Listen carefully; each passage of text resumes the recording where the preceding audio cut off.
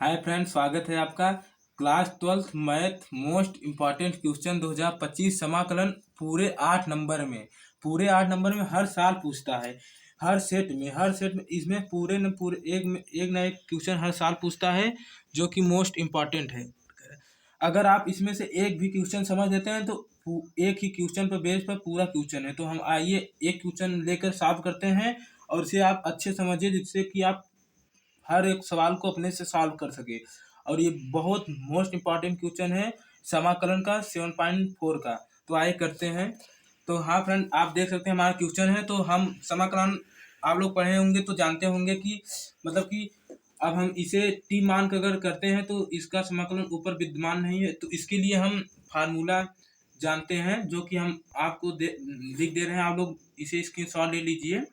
P x plus Q बराबर ए differential of A X square plus B x plus C plus B. ये इसमें हम लोग प्रयोग करेंगे। जब हम इसका उपयोग तब करेंगे जब अगर हम नीचे वाले का समाकलन ऊपर विद्यमान ना हो, तो हम इसका उपयोग कर कर इसका ऐसा कुछ बनाएंगे कि इसका समाकलन यहाँ पर हो जाए। तो आप इसे देख सकते हैं, इसे आप स्क्रीनशॉट ले लीजिए। बहुत मोस्ट इंपॉर्टेंट फार्मूला है। तो आज इसी के बेस पर हम लोग करते हैं। तो यहाँ पर पी एक्स प्लस क्यू के रूप में है 5x-2 बराबर ए differential of A x plus B x plus c का काम पूरा ये करेगा, जो कि 3x² प्लस 2x प्लस 1 है और प्लस बी। तो इसका हम डिफरेंशियल करेंगे। अब 5x-2 ए डिफरेंशियल करेंगे तो एक्स स्क्वायर का 2x हो जाएगा, तो गुणा हो जाकर 6x प्लस 2x का 2 होता है और 1 का 0 हो जाएगा, तो b हो जाएगा। अब हम इसे समीकरण नंबर 1 मानेंगे। अब 5x-2 और इसका अंदर गुणा कर देंगे 6ax plus 2a plus b। चर को एक तरफ, अचर को एक तरफ, मतलब कि x वाले को एक तरफ और अचर जो है इसे एक तरफ। तो 5x-2 6ax plus 2a plus b। तो हम तुलना करेंगे। अब आप बस ये पहले एकदम पूरा देखिए, आपको खुद ही समझ में आएगा कि जब अपने से अगला क्वेश्चन लगाएंगे। पहले आप बस मन लगा कर देखिए तुलना करने पर। तो हम x वाले का x से तुलना करेंगे और इसका इससे करेंगे। तो x वाला यहाँ पर x यहाँ पर है, तो 5 और x छोड़ देंगे, बस तुलना करेंगे तो x छोड़ देंगे 6a होगा। तो a का मान हम निकालेंगे तो 5/6 बराबर a। तो a का मान हमारा आ गया है 5/6। तो हम यहाँ से b का मान निकाल लेंगे, जो कि हम यहाँ a और b का मान निकाल कर समीकरण नंबर 1 में रखेंगे। तो हम b का मान निकालेंगे। तो अब हम इसका अचर वाले अचर से तुलना करेंगे तो -2 बराबर 2, इसे ब्रैकेट लगाइए, अब अकेले है 2a प्लस b। अब हम यहाँ a का मान निकाल चुके हैं, जो कि यहाँ से हम रख देंगे। तो -2 इंटू 5/6 प्लस b। तो 2 का 2 2 त्याई 6, तो -2 और ये 5/3 इधर प्लस में इधर आ जाएगा तो माइनस हो जाएगा। 5/3 बराबर b। अब हम एलसीएम लेंगे तो 3 हो जाएगा और यहाँ पर 1 है, 1 तिक्का 3, 3 दूनी -6। सॉरी, यहाँ पर अच्छे दिखेंगे नहीं, हम थोड़ा इसे इस तरफ करेंगे। अब यहाँ पर एलसीएम ले रहे हैं। तो यहाँ एलसीएम लेंगे तो 3 हो जाएगा और 3 1 -6 और -5 बराबर b। तो -11/3 बराबर b। b का मान हमारा 11/3 आ गया है। तो अब a और b का मान समीकरण 1 में रखने पर a और b का मान समीकरण 1 में रखेंगे, जो हमारा कि एक समीकरण नंबर 1 ये है। तो 5x-2 a का मान हमारा है 5/6 6x प्लस 2 और b का मान हमारा है -11/3।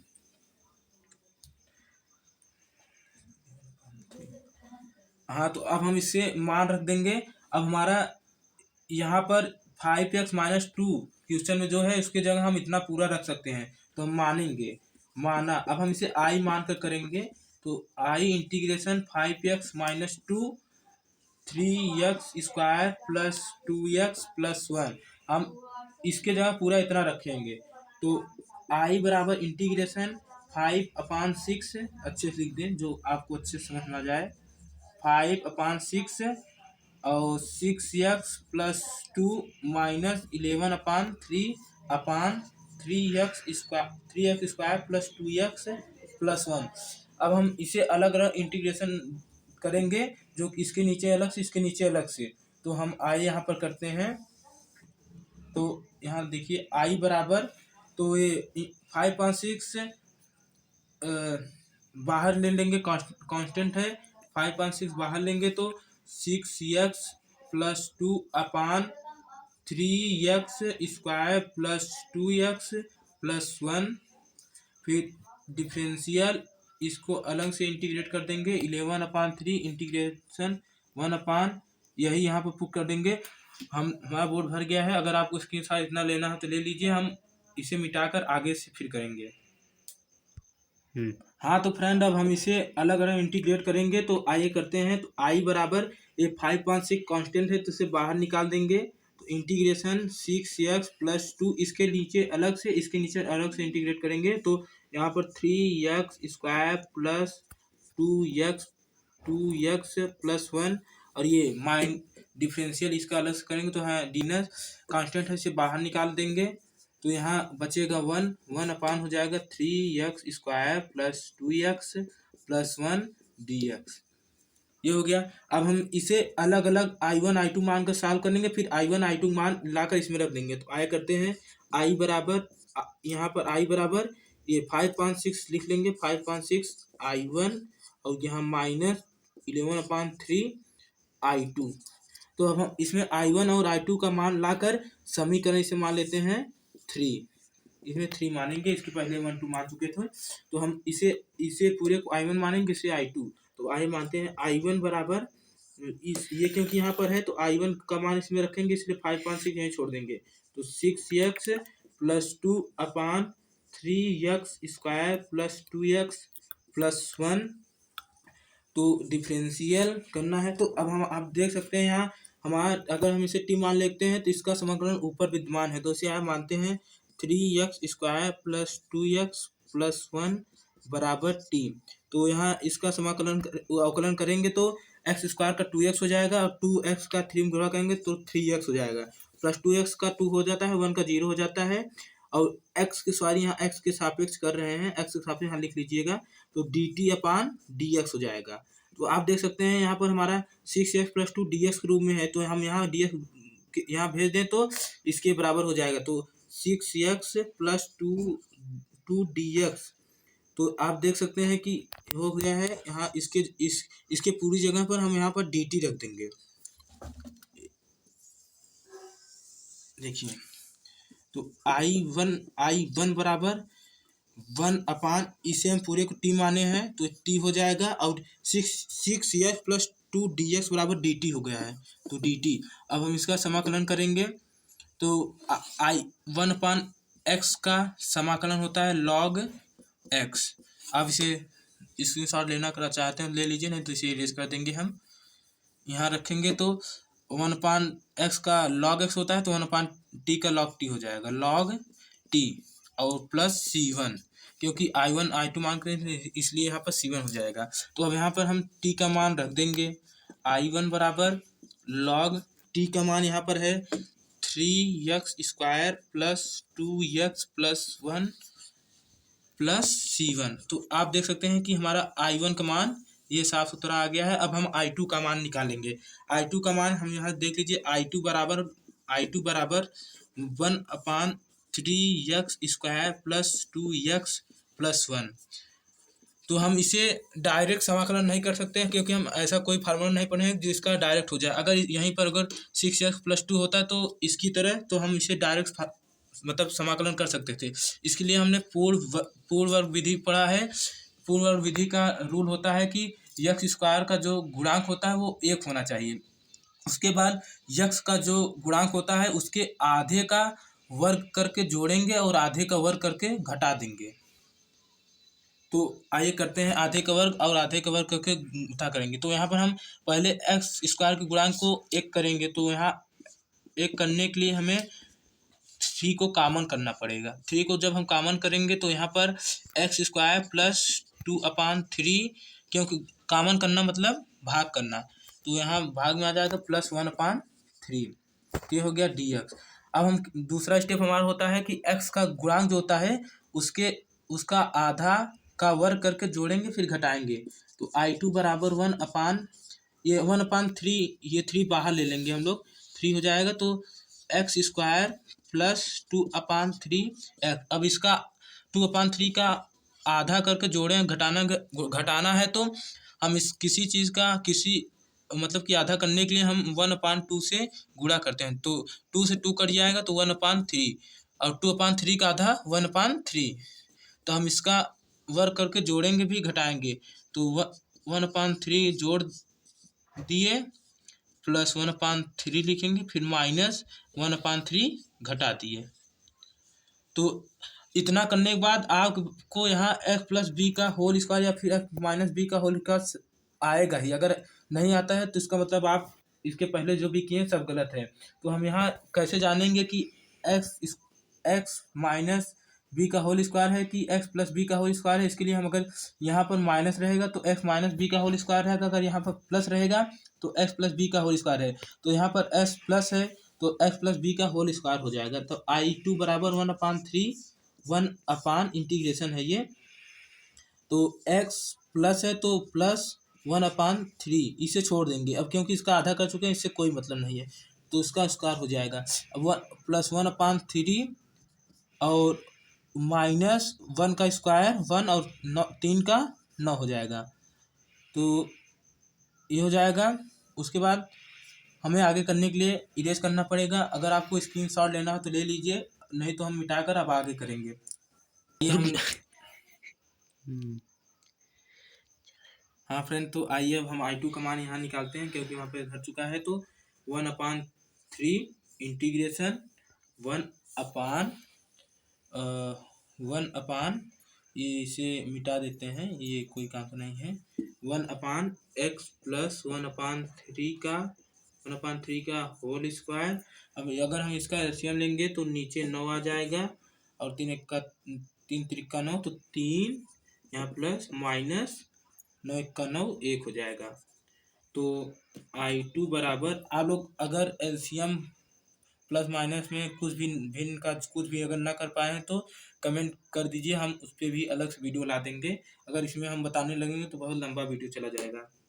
1/3, तो इंटीग्रेशन x प्लस 1/3 का होल स्क्वायर। अगर 3 में से 1 निकालेंगे तो कितना बचेगा? 2/9। अब हमें इसका 1/3 फार्मूला के रूप में लाने के लिए हमें इसे वर्क करना पड़ेगा। तो वर्क करने के लिए हम करते हैं इसका, अगर हम √2 को वर्क करेंगे तो 2 ही आएगा। तो हम इसे ऐसे भी लिख सकते हैं कि √2/3 का होल स्क्वायर। तो हम, आपको अगर पता हो तो अब स्क्रीनशॉट लेना चाहते हो ले लीजिए। अब हम इसे इरेज कर देंगे। अगर आपको पता हो तो विदाउट अंडर रूट का और अंडर रूट का 3 विदाउट का अंडर रूट 3 रूट का फार्मूला समाकलन में हम लोग सीखे हैं। अगर वो आपको चाहिए तो कमेंट कर दीजिए, हम अलग से पूरा समाकलन का जितना इंपॉर्टेंट मोस्ट होगा वो फार्मूला उसे आपको दे देंगे। तो इसका हम फार्मूला यहाँ पर वैसे लिख देते हैं। अगर ऐसे हो, इसका हम फार्मूला जैसे integration dx/x square plus a square का फार्मूला होता है 1/a tan inverse x/a plus c। इसी का हम फार्मूला यहाँ पर यूज करेंगे, क्योंकि आप देख सकते हैं 1/x square plus a square room में है। तो हम यहाँ इसका फार्मूला नोट कर लेंगे, आप इसे नोट कर लीजिए और पेपर में भी इसे डब्बे बनाकर लिख दीजिएगा। तो आइए यहाँ पर रखते हैं हम 1/3 और 1/a। तो 1/a का काम हमारा कर रहा है √2/3। उसके बाद tan inverse tan inverse x, x का हमारा पूरा काम कर रहा है एक्स प्लस वन अपा, यहाँ सॉरी इसके बस 3 1 के नीचे अपान रहेगा, 3 अपान ए का काम कर रहा है कौन हमारा √2/3, उसके बाद प्लस सी। तो आइए हम लोग इधर थोड़ा लाइन खींच कर करते हैं। तो I2 बराबर या कहाँ रुका। हाँ तो फ्रेंड हम अब देखेंगे यहाँ पर, अब जैसे यहाँ पर ये अपने बट्टे लेकर आया है, ये अपने बट्टे नहीं लेकर आया है, तो यहाँ पर इसकी मान लीजिए नीचे 1 है, तो चौथा जो होता है पहले के पास जाता है, दूसरा तीसरा जो होता है दूसरे पास, तो ये 3 हो जाएगा, पहले के पास जाएगा, तो 3 अपान यहाँ 1 है तो √2 हो जाएगा। तो tan इनवर्स और इसे हम एलसीएम लेंगे तो 3x + 1/3 √2/3 प्लस C2, यहाँ पर C2 लगा दीजिएगा, तो ये 3 से 3 कट जाएगा, तो 3 से 3 कट जाएगा, तो I2 बराबर हमारा आ जाएगा 3/√2 tan inverse 3x + 1/√2 plus C2, ये 3 से 3 कट जाएगा, I2 हमारा फाइनली आ जाएगा 1/√2 tan inverse 3x + 1/√2 plus C2। अब देख सकते हैं हमारा I1 और I2 का मान आ चुका है। I1 और I2 का मान समीकरण नंबर 3 में रखेंगे और हमारा आंसर आ जाएगा। तो हम इसे, आपको स्क्रीनशॉट लेना है ले लीजिए, अब हम इसे इरेज कर देंगे। हाँ तो फ्रेंड आप देख सकते हैं कि I1 और I2 का मान हमारा आ चुका है, तो I1 और I2 का मान हम समीकरण नंबर 3 में रखेंगे।